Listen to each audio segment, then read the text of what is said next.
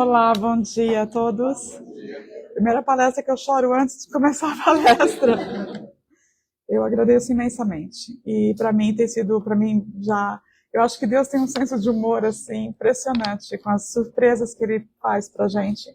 Porque hoje Ele colocou aqui na minha frente amigos de 25 anos. Pessoas que eu conheci quando eu cheguei na América, dentro do Caridade, onde tudo começou. E vivemos as nossas vidas esses 25 anos. O Dudu era bem novinho ainda. Evangelização lá no Caridade. Pronto, viu? Já salvei, Dudu. E como a Larissa comentou, é interessante a história por trás disso tudo. E eu tento estar muito atenta aos sinais que Deus vai dando. E eu estive na formatura da minha filha há umas 2 semanas atrás, quase 3 semanas atrás. E eu estava voltando de Orlando, na estrada, e aí eu recebi uma ligação da Kátia, uma mensagem.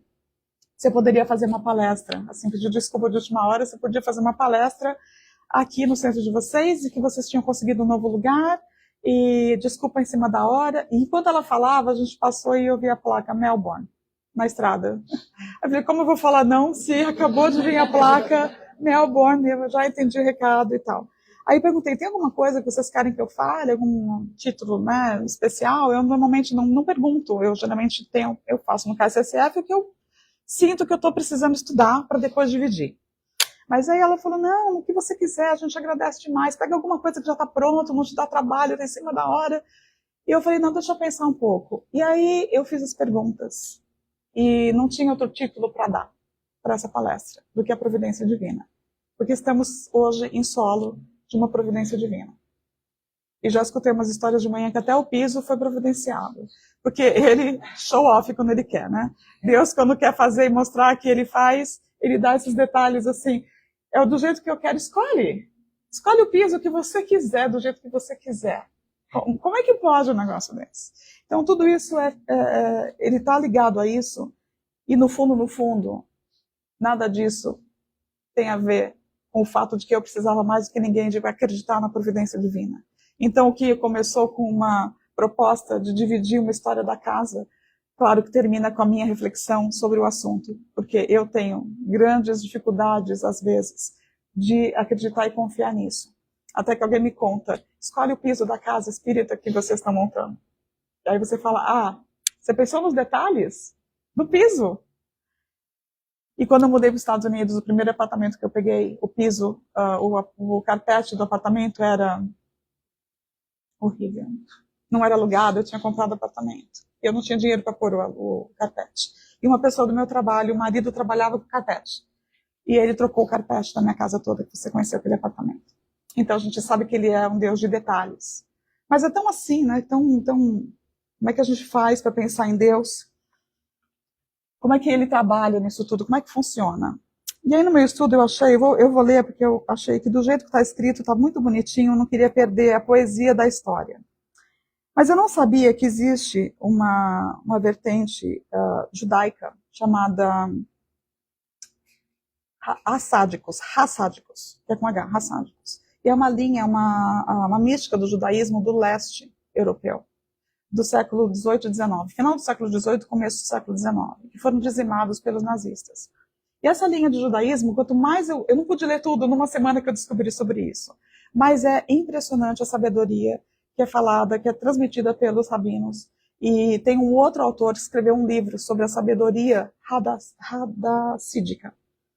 E esse conto vem desse rabino, dessa turma de judeus que viam a vida e contavam esses contos. E olha que coisa mais lindinha. É uma parábola, né, deles. Então, um rebê, eles chamam de rebê, o rabino, né? Certa vez viu uma folha cair de uma árvore e voar até o chão. E ele perguntou à folha, por que caiu? E a folha respondeu, eu não sei, o galho me sacudiu e eu caí fora do galho. Então o rebé perguntou ao galho por que sacudir a folha? E a resposta foi, o vento. O vento não soube...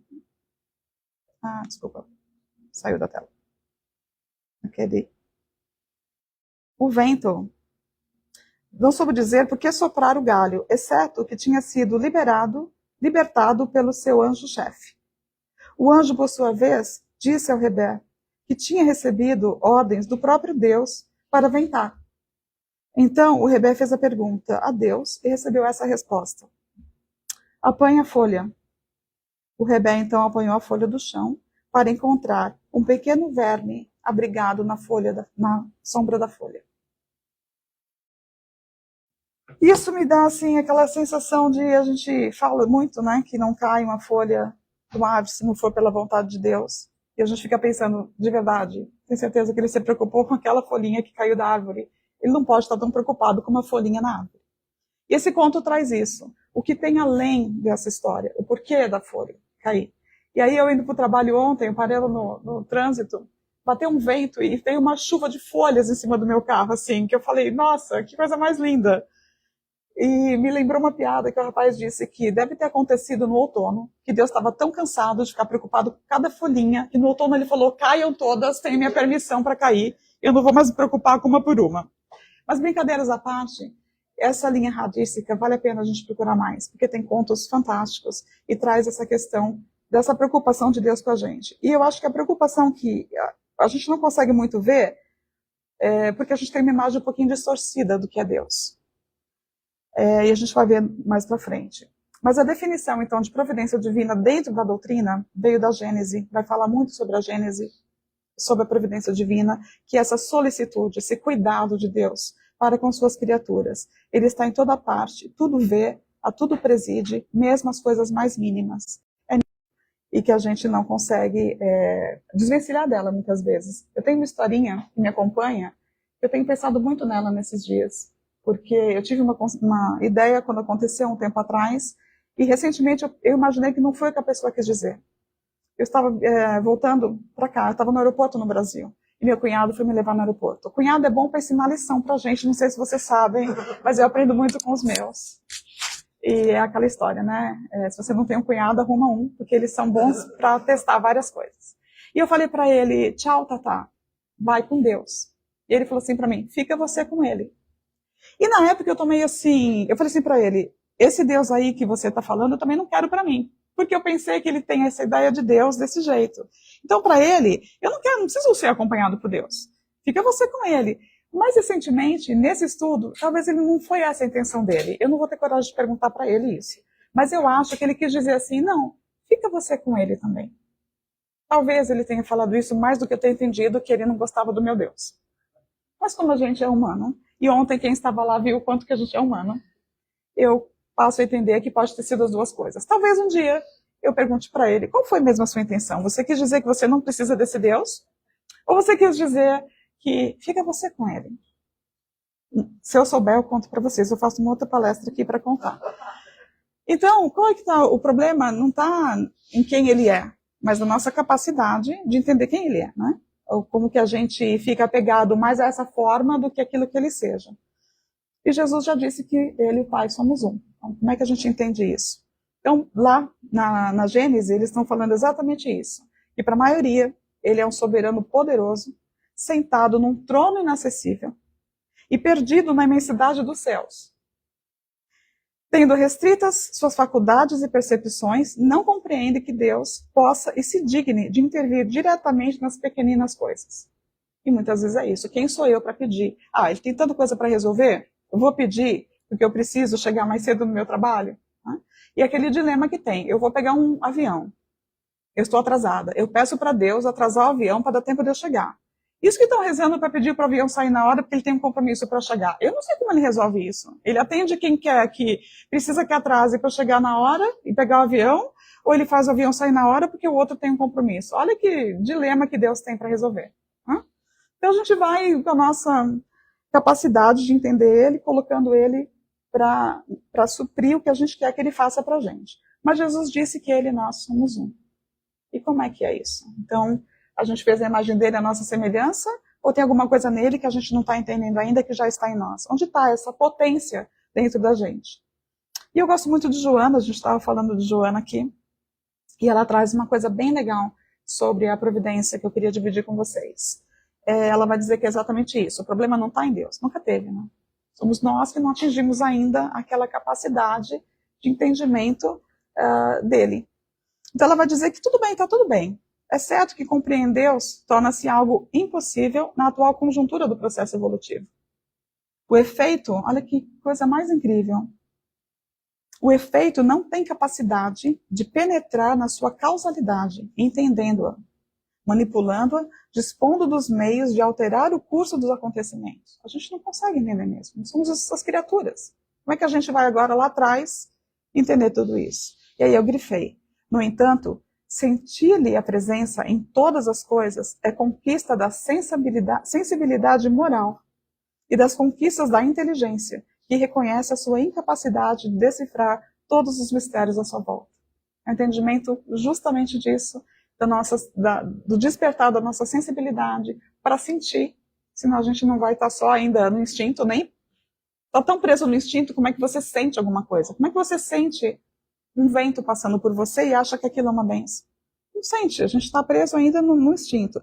Quando a gente desperta para a sensação, a gente começa a perceber algo, tem algo a mais, tem alguma coisa aqui.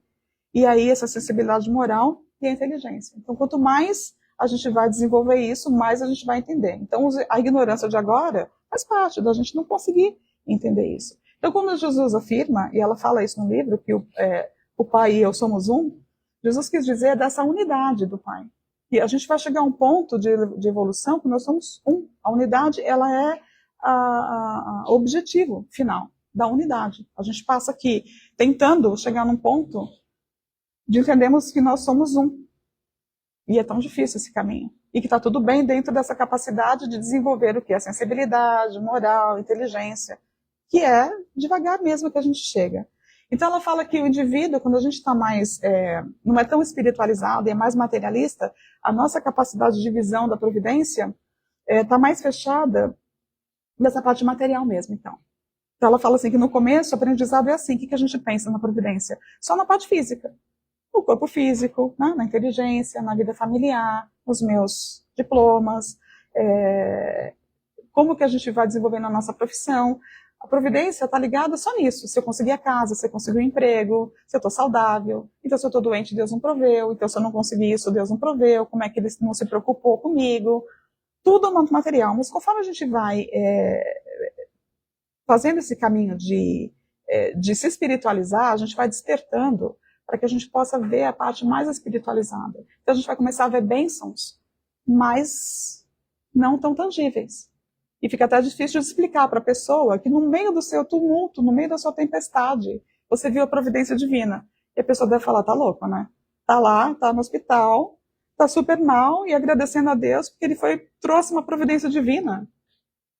Uma pessoa que não acredita muito, não tá naquele nível ainda de despertar espiritual, fala, não, você tá de brincadeira. Tudo aconteceu com você, tá atropelado, tá no hospital, fez cirurgia, não vai mais andar, e você tá agradecendo o quê?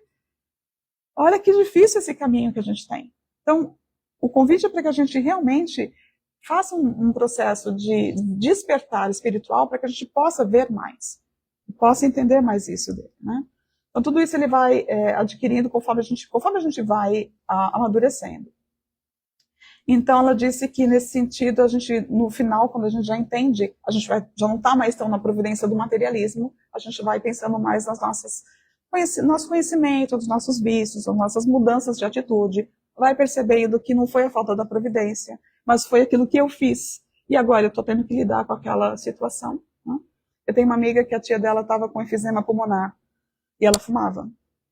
E ela falou, minha tia não para de fumar. E ela está no hospital de novo, pela 4ª vez. E eu falei, bom, mas aí é o processo dela com ela mesma. Ela está fumando. Ela fez, não. Ela está, na verdade, cada vez que ela faz isso, ela coloca a família inteira para cuidar dela. Então ela não está só atingindo ela está atingindo a família inteira. Então, coisas que a gente faz com a gente também vai afetar o outro. Não é só, não, então você fuma você porque você está só se prejudicando.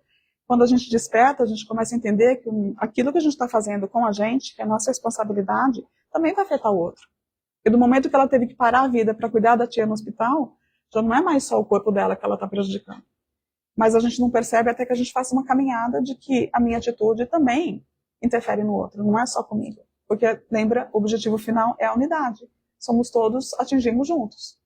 Então, essa é a visão de Joana. Ela vai trazer. Aqui que eu trouxe uma frase dela do livro. Esse livro aqui chama Entrega-te a Deus.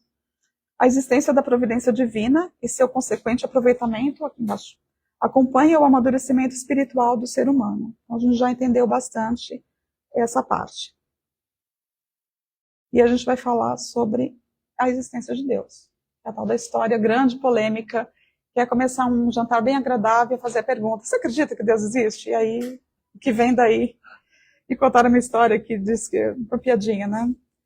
O meu marido contou. Vou contar do que eu entendi, talvez não seja assim, mas que Jesus falou que quando um ou mais de vocês estiverem, né, juntos, eu estarei presente, ele está lá para parar a briga. Porque se tiver mais de um, vai dar uma briga. Por isso que ele falou que ele estaria lá presente. Então faz a pergunta se acredita Deus existe, daí pede para Deus, Jesus está lá, que ele vai ajudar.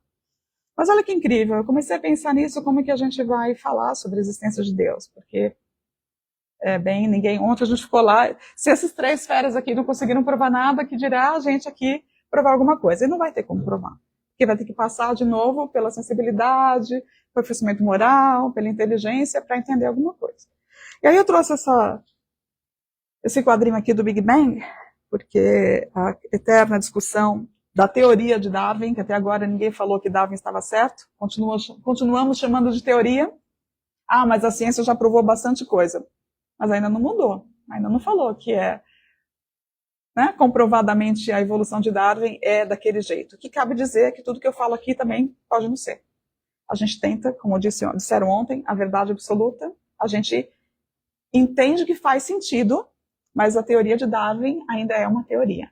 Então aqui, a teoria do Big Bang, ainda ela é muito aceita, lógico, tem a controvérsia do macaco ou do barro, mas lá começou tudo isso. Então, para a gente não ficar muito tempo nesse slide, eu queria chamar para essa parte do lado aqui, que foi dita por Isaac Newton, que ela é fantástica. A gravidade explica os movimentos dos planetas, mas não pode explicar quem colocou os planetas em movimento.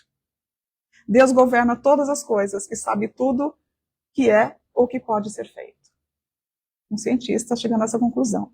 E eu tirei um outro slide, um slide que eu tinha, mas que falava o seguinte, que para o crente, Deus está na explicação de tudo na frente, mas para o cientista, ele está na razão de todas as coisas no final.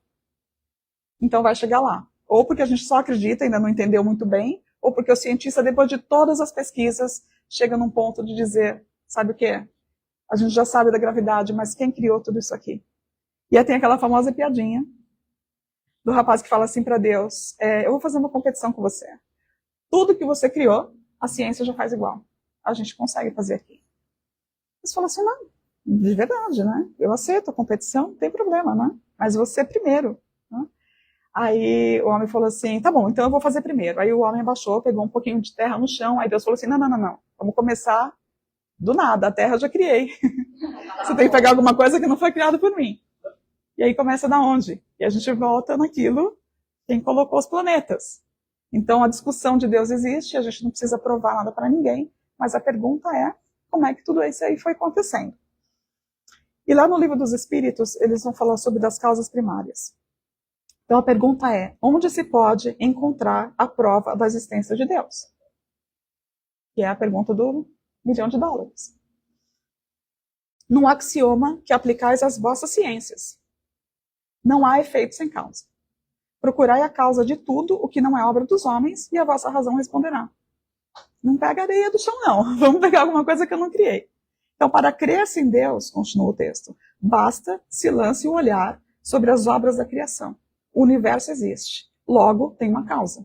Duvidar da existência de Deus é negar que todo efeito tem uma causa e avançar que o nada pode fazer alguma coisa. Então, se ele existe, onde ele está?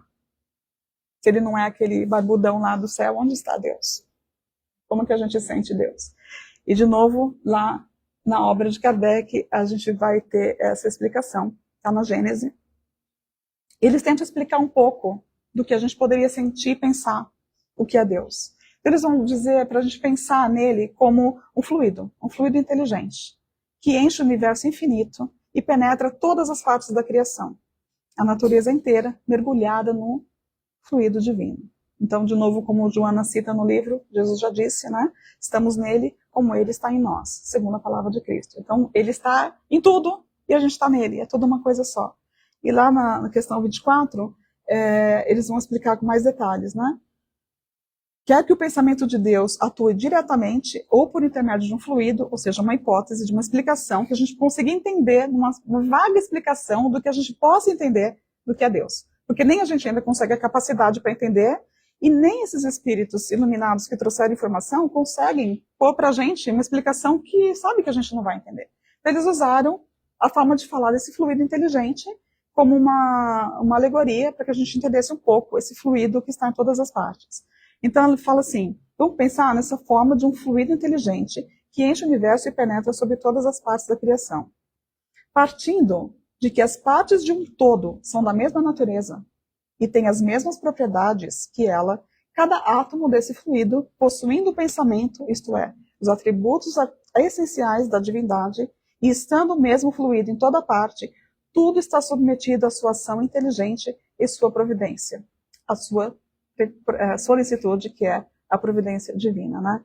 Então, nesse sentido, a gente não precisa, quando vai fazer oração, olhar para o céu, né? A gente faz, porque a gente tem uma referência de céu. Deus que está no céu. Não é assim que a gente faz? Você que está me olhando aí de cima. E cima? A gente tem esse, né? Se eu não rezar em voz alta, Deus não vai me ouvir. Então, a gente tem que rezar bem alto, para o vizinho lá ouvir que eu estou falando. A gente vai fazendo essas referências porque a gente não consegue imaginar que nós estamos aqui envoltos nele, ele dentro da gente, está tudo, nós somos parte dele porque nós somos criação dele, então o átomo, nós somos parcela dele. A gente não percebe isso ainda. Ele está tentando mostrar para a gente que está em nós, somos deuses, está dentro da gente. E a gente vai fazer toda essa caminhada para descobrir o que ele já sabe dessa potência que já está lá dentro. Então olha que trabalho que a gente tem de sofrer tudo isso aqui, não sofrer, não é mesmo? Passar por tudo isso aqui com resignação, né, confiança, para entender que no final essa potência toda estava aqui. Que coisa mais linda. Então, onde ele está? Em tudo. E aí ele vai sentir que essa oração que chega nele, né, os nossos pensamentos chegam nele, porque os nossos pensamentos vibram como um sino. Então, pensou nele e está conectado, não tem outra receita. Por isso que a gente sente isso.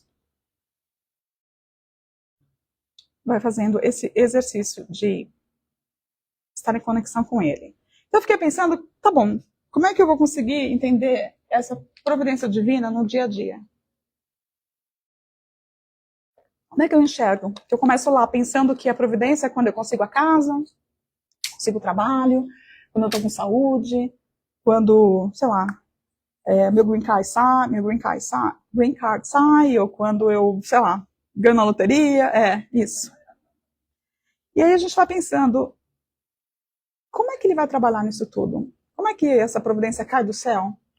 E eu cheguei num texto de Emmanuel, e ele fala umas coisas bem interessantes sobre isso. Mas eu consegui, dentro da obra de Kardec, eu fui pensando onde está a providência e como é que ele trabalha. E eu cheguei nessas 4 coisas aqui, que parecem um pouco doida. Eu falei, gente, eu vou dividir os meus pensamentos. Vocês, por favor, estudem na obra.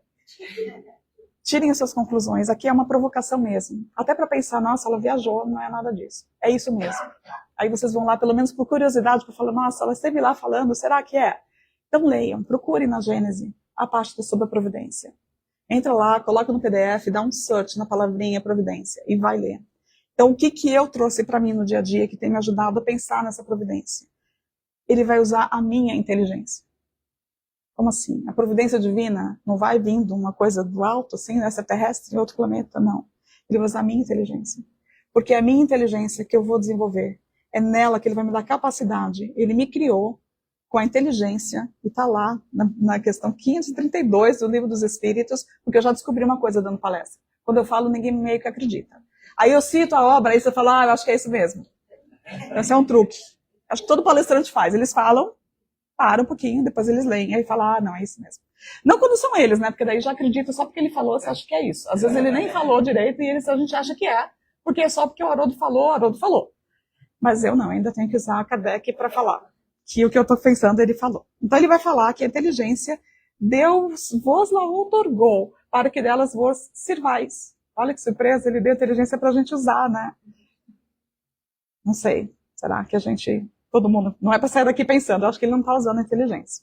Mas a gente não usa mesmo, porque a capacidade ainda não está lá completa. A gente usa muito pouco da nossa inteligência. E a providência dele está exatamente de pegar a nossa inteligência para fazer melhores decisões, para a gente se melhorar, para que a gente desenvolva em melhores pensamentos e melhores ações. Então ele vai dizer o seguinte, não só a gente usa a inteligência para fazer melhores decisões, para distinguir o bem e o mal, mas que através da inteligência que os espíritos nos auxiliam, sugerindo ideias propícias ao vosso bem, porém não assistem senão aos que sabem assistir-se a si mesmos. Olha como Deus é inteligente. Ele usa essa coisa toda para a gente, só vai funcionar se a gente fizer um movimento de nos ajudarmos. Então a providência não está lá fora. Vai ter que começar com a minha capacidade e intelecto para que eu possa fazer conexões, para que os espíritos do bem consigam se conectar com a gente, para fazer o movimento que a providência aconteça. Só uma inteligência suprema pode pensar numa coisa tão óbvia e ao mesmo tempo tão difícil e envolta em nós mesmos. Porque a gente procura lá fora e tem que entrar na gente mesmo de novo, na nossa inteligência. Então ele vai dizer que esse é o sentido das palavras, buscai e achareis, batei e vos abrirá, porque parte da gente. Então, a inteligência é uma ação providencial. Fomos dotados de inteligência, princípio inteligente, desde o começo, para que a gente faça esse caminho, para que a gente possa entender como que ele funciona em nós e através de nós. E aí os espíritos, aqui embaixo, porque a pergunta é 87, mas ela é mais ampla no sentido, mas o que eu trouxe no recorte é o seguinte, ele vai dizer que os espíritos vão dizer que os espíritos, já com letra maiúsculas, são uma das potências da natureza e os instrumentos de que Deus se serve para a execução de seus desígnios providenciais. Não faz sentido? A gente não tem os espíritos superiores que nos ajudam? Então, a providência vem desses espíritos benfeitores que nos ajudam. Mas só tem espírito do lado de lá? Ou a gente tem espírito encarnado?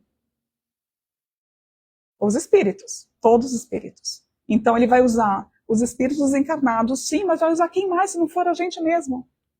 Se não for amigos que eu tive de tanto tempo e amigos que eu recentemente e no meio termo que não me ajudam, como se a gente não se ajudar? Como que essa casa ia estar de pé se não tivesse a ajuda dos espíritos encarnados? Porque os desencarnados fizeram tudo o que eles puderam, mas precisou da inteligência, precisou da mão de obra, do suor, de quem veio aqui pintou, de quem pôs o piso. Então, os espíritos encarnados e desencarnados, somos parte da ação providencial de Deus. Temos essa capacidade em nós de sermos ao outro a providência divina para o outro e para nós mesmos. E aí uma coisa interessante que eu fiquei pensando, como é que eu cheguei nesse pensamento? Obrigado aos meus amigos que me ajudam a estudar, porque quando eu li isso aqui, eu falei assim, como assim os perigos? Como é que eu posso ver a providência divina nos perigos? Questão 855. Com que fim nos faz a providência correr perigos? Porque não é possível. Se eu corro um perigo, onde está Deus? Como é que ele deixou o acidente acontecer? Como é que ele não viu que o cara ia atravessar na minha frente? E a gente vai pondo culpa lá, né? Como sempre. Essa pergunta, com que fim nos faz a providência correr perigos? Resposta.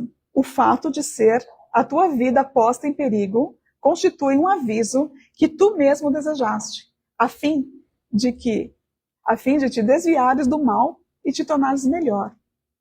Se escapas desse perigo, quando ainda sob a impressão do risco que correstes, cogitas mais ou menos, seriamente, de te melhorares, conforme seja mais ou menos forte sobre ti a influência dos espíritos bons. Então, por meio dos perigos que correis, Deus vos lembra que a vossa fraqueza e a fragilidade da vossa existência, se examinardes a causa e a natureza do perigo, verificareis que quase sempre suas consequências teriam sido a punição de uma falta cometida ou da negligência do cumprimento de um dever. Deus, por essa forma, exorta o espírito a cair em si e a se emendar. Como se a gente não vai melhorar se a gente não parar de fazer as coisas que a gente mesmo se pôs em perigo? Então o perigo é uma providência dele, mas é difícil de pensar assim. Mas se não fosse pelo perigo, puxa, no quase é a chance que a gente tem de não fazer de novo. Eu quase tive, sei lá, um choque de diabético, de açúcar. Eu não fui, foi o quase. Deus não só foi lá e me tirou do perigo. Ele deixou que aquilo acontecesse para eu entender que eu preciso fazer uma modificação alimentar para que eu faça escolhas melhores, para que eu possa... Então, essa providência divina, ela também está, que a gente passe por perigo. Não é só tudo bem, que ele foi, a providência foi porque eu fiz uma coisa que deu tudo certo. Mas naquilo que a gente também não deu muito certo, o que a gente correu perigo. E para a gente falar desse último foto aqui, sobre a questão do livre-arbítrio. Eu vi esses dias uma coisa que para mim fez sentido. Deus não criou o livre-arbítrio. Não nos deu o livre-arbítrio. Ele nos deu a liberdade. O livre-arbítrio a gente foi construindo. E pensa bem se não é. A gente não tem uma liberdade absoluta. A gente foi construindo. Então, a gente tem a potencialidade da liberdade, mas a gente constrói ela. A gente vai saindo do cercadinho conforme a gente pode ir. Então, para mim, esse pensamento de que Deus nos deu a liberdade, a gente construiu o livre-arbítrio, faz sentido, para mim. Então, por que eu pensei que a ação providencial também está na escolha do nosso livre-arbítrio?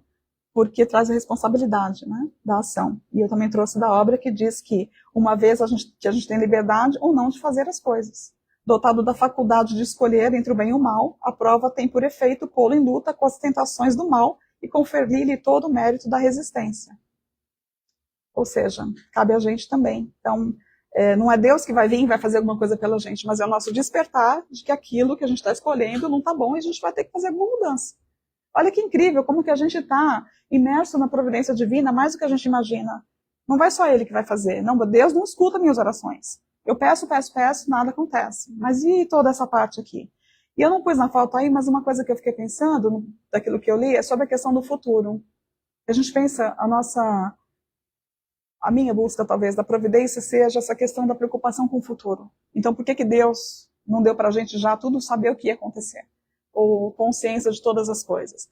E lá, na obra, eles dizem para a gente uma coisa bem interessante também, que a certeza de um acontecimento venturoso nos lançaria à inação. Se a gente soubesse que tudo ia acontecer, a gente ia ficar bem, não ia fazer nada, e nada ia acontecer.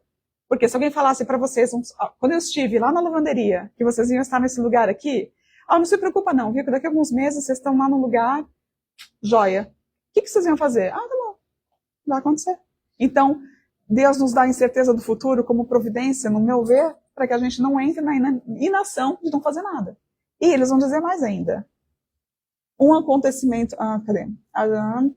E um acontecimento infeliz o encheria de desânimo. Ou seja, tudo paralisa. Se a gente tiver certeza que vai acontecer, a gente não mexe, porque daí vai acontecer mesmo. E se a gente não fizer nada e acontecer, sabe que vai acontecer uma coisa ruim, a gente desanima. Se contar pra gente que vai acontecer de alguns meses e não for ser bom, a gente já desanima agora. Olha, você vai estar brincando para aquele trabalho, mas não vai porque você não vai entrar. Então, mas qual a graça, então, de a gente ficar na expectativa do telefone tocar? Imagina como é interessante que a providência também é nisso, que a gente vá aprendendo isso também. E aí, no próximo slide, que é do livro Rumo Certo, do Chico, ele traz uma coisa muito legal, que acho que é um pouco do que a gente como humano faz, né? Ele vai dizer, então, que Deus está sempre em nós e agindo por nós. Para assegurar-nos quanto a isso, basta a prática da oração, que é o que a gente vai ver, como que a gente vai ligar tudo isso, tá? Então ele vai dizer que o que acontece com a gente é isso, é bem essas fotinhos aqui, ó. Então eu vou ler palavras dele. Lá em cima, né? A pessoa que vai trazer a resposta pra gente, assim, do que a gente tem que fazer, vai para o Brasil, fique nos Estados Unidos, né? Compre, não compre. Então ele vai dizer que nas horas da dúvida, não te virá em fórmulas verbais diretas que te anulem o livre-arbítrio, e sim na inspiração exata que te ajude a tomar as decisões indispensáveis à paz da própria consciência. Então a gente quer aquele avião que passa na praia, assim, eu já pensei nisso. Eu estou pensando em fazer alguma coisa, vai passar aquele avião e vai falar assim, compre esta casa, ou sei lá, né, aceite esse trabalho. E não vai acontecer assim. Mas vem aquela frase, não vale, não telefone, não mande aquele e-mail. A gente tem isso, não vai por aqui.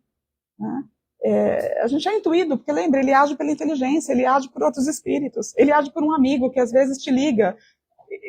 você atrasa para sair de casa por causa daquela ligação. E era justamente aquela ligação que te livrou de um acidente. Então a gente está nisso tudo, não vai vir lá nas cartas, né? Não vai vir essa coisa extraordinária. A gente fica preso nisso e não entende aquelas vozes que vêm. A gente quer, assim, esse pacotinho de dinheiro também que chega, né? Então ele vai dizer que nos obstáculos de ordem material, esse apoio não te chegará na obtenção de dinheiro fácil. Triste, né? Eu fiquei um pouco decepcionada. Mas eu fiquei feliz com o outro. Que te soube os compromissos, mas na força para trabalhar, a fim de que os recursos necessários te venham em mãos. Simples como isso. Porque depende da gente, a caminhada. Se não, se ele der só o dinheiro, a inação ou o desânimo. Porque se soubesse que o dinheiro está lá, a gente nem ia trabalhar mesmo. Eu tenho muita pena dos filhos do Bill Gates, por exemplo. Porque a gente fica assim pensando que se você já sabe que vai estar lá, por que a gente faria? Por que a gente pensaria em estudar ou melhorar se já está lá?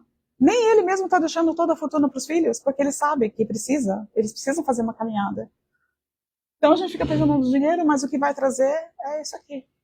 É o trabalho que vai trazer. Então não vai chegar de forma milagrosa, mas aí aparecer um trabalho extra.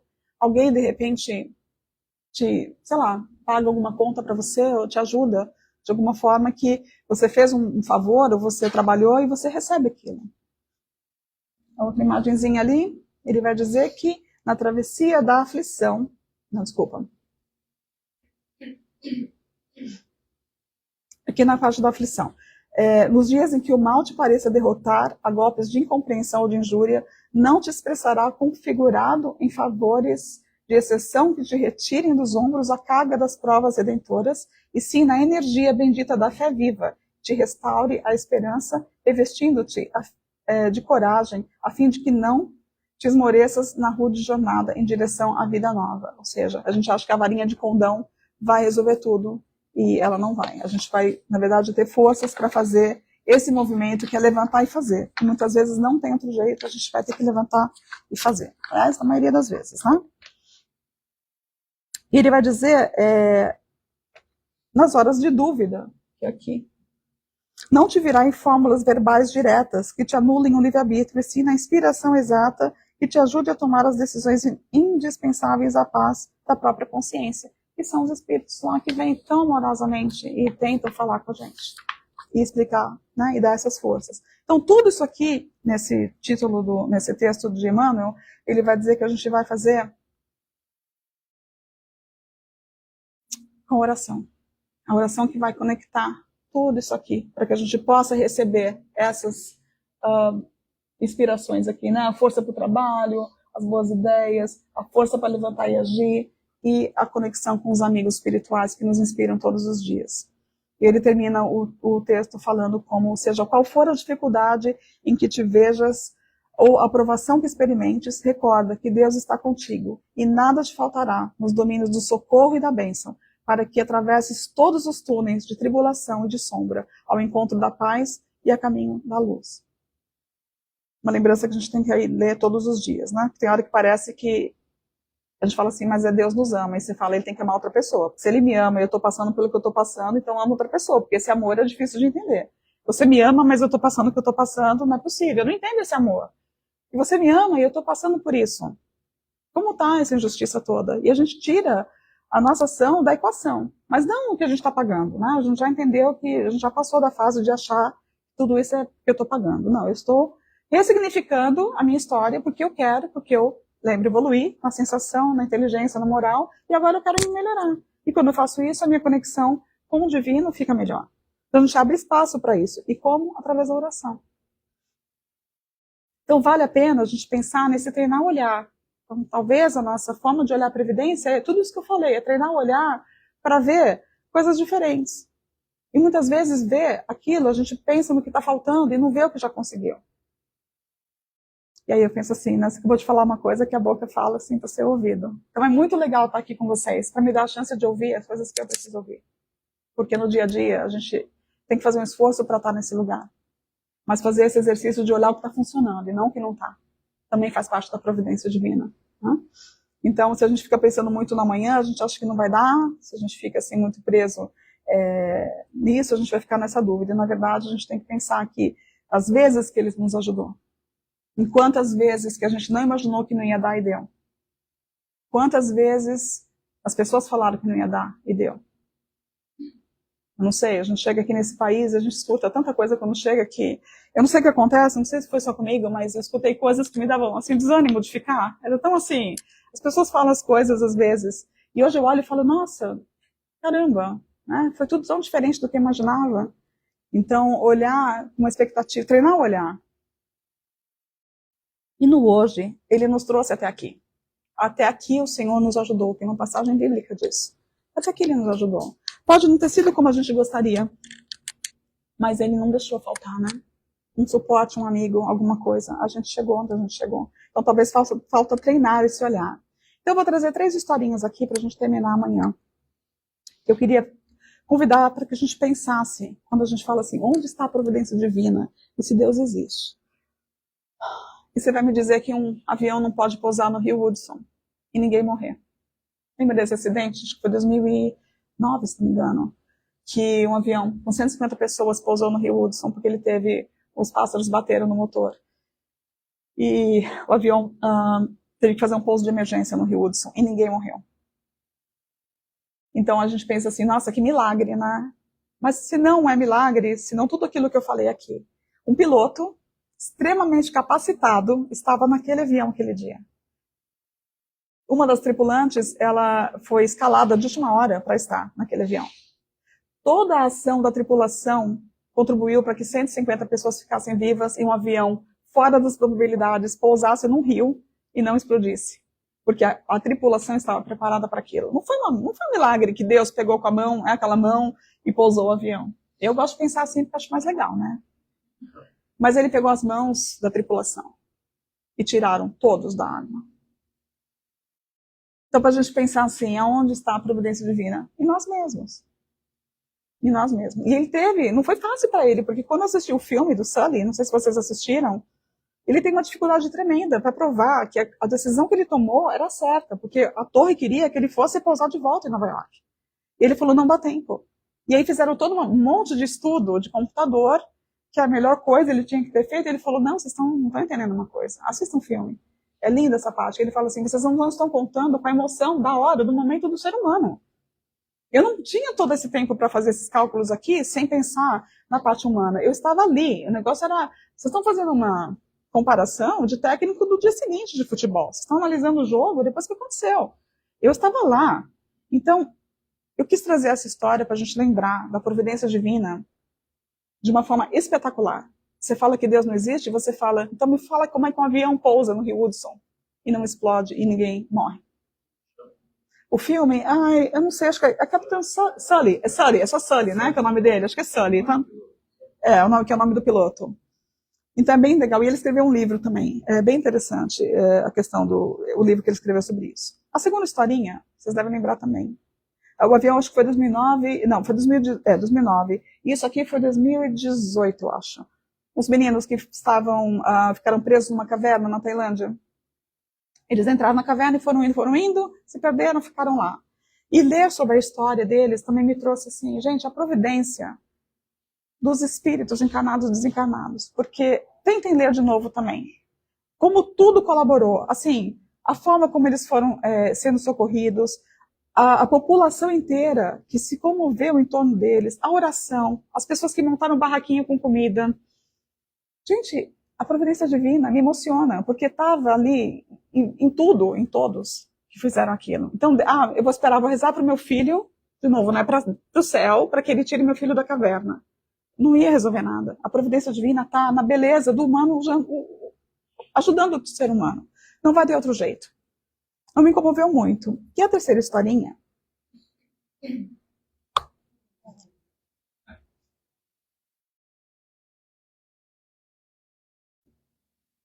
Vem de um sonho, né? Vem de uma vontade de fazer a diferença, né? E aí eu pedi assim para a Larissa, me manda uma foto do centro. E ela me mandou essa foto aqui. Deus está contigo em todos os instantes da tua vida, auxiliando-te, inspirando-te, ajudando-te no desenvolvimento espiritual e moral, a fim de que alcances as cumeadas do progresso. Estamos hoje aqui em solo sagrado, porque por aqui vai passar Vão passar pessoas que vão ser curadas, vão ser acolhidas. Nada disso aqui foi feito em vão. E aí o Júlio me conta a história de que mandaram escolher o piso. Alguém me mostrou essa linha do passe que está cheia de ferramentas de limpeza. Se não podia ser o melhor lugar do passe do que aquelas ferramentas que estão ali dentro. É o que vai acontecer lá dentro. Eu queria agradecer que vocês me trouxeram aqui e olhar, porque eu estive naquele centro dentro de uma lavanderia. E hoje eu estou dentro de um lugar cuidado, se não pelas pessoas que fizeram. As mãos de quem veio aqui pintar, as mãos de quem colocou a cadeira, os abraços, os carinhos, os amigos que vieram me ver hoje, porque queriam estar aqui. Então, a providência divina está em tudo, porque nós estamos nele e ele está em nós.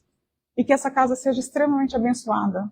E nós somos muito gratos por ver a providência divina que virá, porque não vai parar aqui. E que a gente possa acreditar nos dias mais difíceis, que ele já estava aqui antes de vocês. Muito obrigada por vocês me ouvirem.